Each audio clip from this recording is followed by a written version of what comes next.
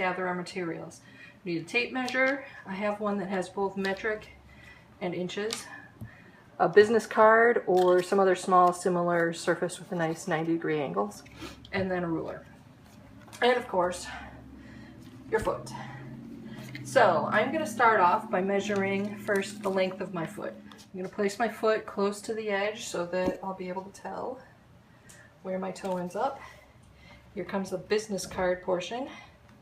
The business card is just nice and lightweight and allows you to line up your back of your heel with the edge of the ruler here. And then it also allows you to easily go straight down at your big toe so you can get a fairly accurate measurement. In my case, I've got about 9.5 inches there, between 9.5 and 9 3/4. So if I'm making socks for myself, I'm probably going to go for a length that will give me a finished dimension or finished length from heel to toe of about 9.5 inches. The next part that we'll need to do will be measuring the width.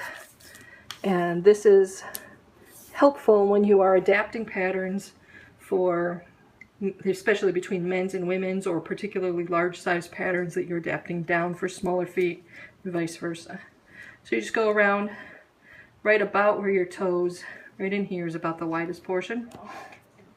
There we go, got to line up. So there we go, 9 inches. And then the last measurement you'll want will be for your cuff. I'm going to put my heel, do this kind of crooked. Normally you wouldn't. You would normally want to do it straight up and down, but you won't be able to see the ruler. I like my cuffs right about in this area. So when I tip my ruler sideways, it comes out to very close to 4 inches. So if I'm going to be making my socks, I'm going to go for a 4-inch cuff.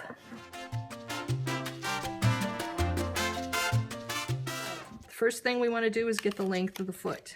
So I'm going to have you pick your foot up here, and we'll move it to about there.